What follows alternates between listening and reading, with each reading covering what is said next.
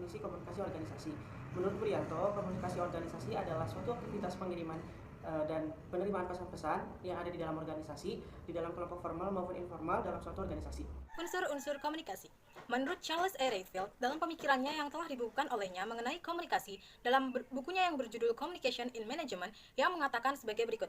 Administrative communication can be regarded as a form of social or human response. Unsur tersebut dapat dirangkum sebagai berikut. Yang pertama, komunikator. Komunikator adalah orang yang berbicara, bertingkah, atau orang yang mengirim pesan ataupun berita yang bisa disampaikan dengan cara mengatakan secara langsung ataupun melalui media. Yang kedua, pesan atau berita yang disampaikan. Pesan atau berita ini dapat berupa perintah, laporan, ataupun saran. Yang ketiga, komunikan atau orang yang menerima atau mendapatkan pesan dari komunikator.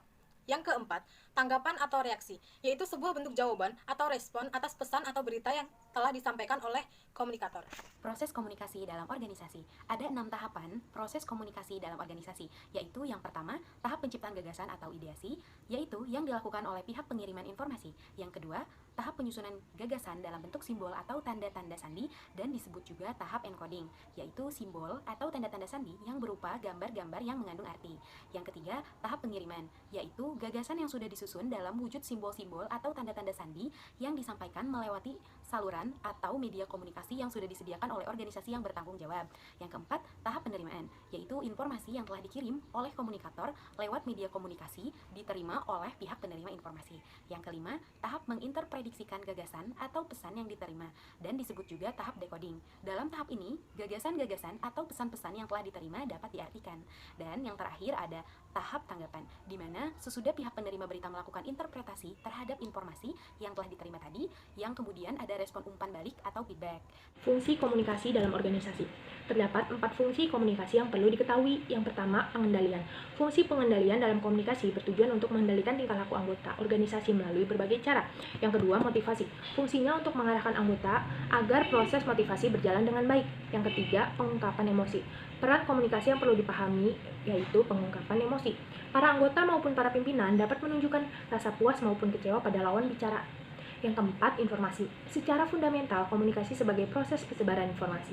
Informasi yang didistribusikan pastinya merupakan info yang dapat dibutuhkan oleh anggota yang digunakan untuk pengambilan keputusan dalam bentuk data yang kemudian diolah, dianalisis, dievaluasi sehingga menghasilkan pilihan alternatif.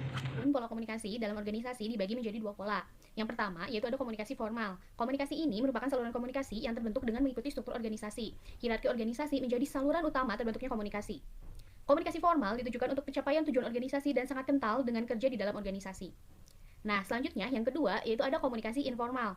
Komunikasi informal tidak mengharuskan atau terpacu pada hierarki organisasi. Komunikasi ini terbentuk secara insidental dan spontan yang timbul karena kesamaan rasa seperti tugas dan tanggung jawab yang sama. Komunikasi informal tidak terpaku pada aturan waktu, ruang, dan juga lokasi.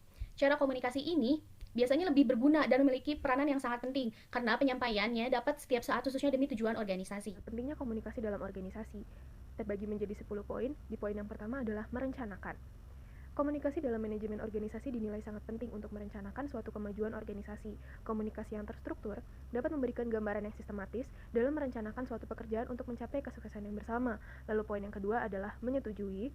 Pentingnya komunikasi dalam manajemen organisasi ini adalah untuk menyetujui suatu pernyataan dengan prosedur yang ada, sehingga tidak ada kekecauan selama diskusi berlangsung. Lalu poin yang ketiga adalah berinteraksi. Komunikasi dalam manajemen organisasi dianggap penting untuk proses interaksi antar anggota organisasi tersebut. Lalu poin yang keempat ada argumentasi. Setiap organisasi memiliki beberapa anggota kelompok yang memiliki karakteristik dan juga latar belakang yang berbeda-beda. Oleh karena itu, seorang anggota organisasi akan memiliki pola pikir yang berbeda-beda juga. Komunikasi dalam manajemen organisasi penting untuk menyampaikan argumentasinya jika tidak setuju saat diskusi berlangsung. Lalu poin yang kelima adalah memberi informasi.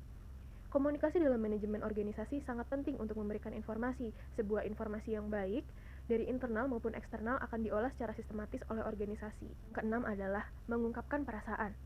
Komunikasi tidak hanya sebagai proses interaksi dalam sebuah organisasi. Komunikasi menjadi media ekspresi diri atau sebagai ungkapan perasaan seseorang. Lalu yang ketujuh adalah menjalin hubungan. Hubungan yang dimaksud merupakan hubungan kerjasama antara satu organisasi dengan organisasi lainnya.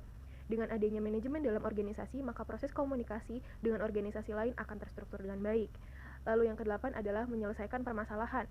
Ketika sebuah organisasi memiliki permasalahan baik dari segi internal maupun eksternal, Tentu saja organisasi tersebut akan mencari berbagai solusi untuk menyelesaikan permasalahan tersebut.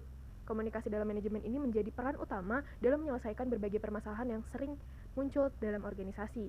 Lalu poin yang ke-9 adalah menyampaikan pendapat. Menyampaikan pendapat biasanya digunakan oleh seorang anggota organisasi pada saat berdiskusi. Seseorang yang memiliki pendapat berhak untuk menyampaikan pendapatnya pada saat diskusi berlangsung. Pendapat tersebut disampaikan dengan menggunakan tata cara yang benar. Poin yang terakhir atau poin yang ke-10 adalah meningkatkan kinerja yang produktif.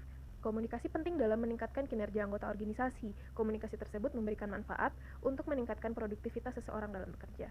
Sekian.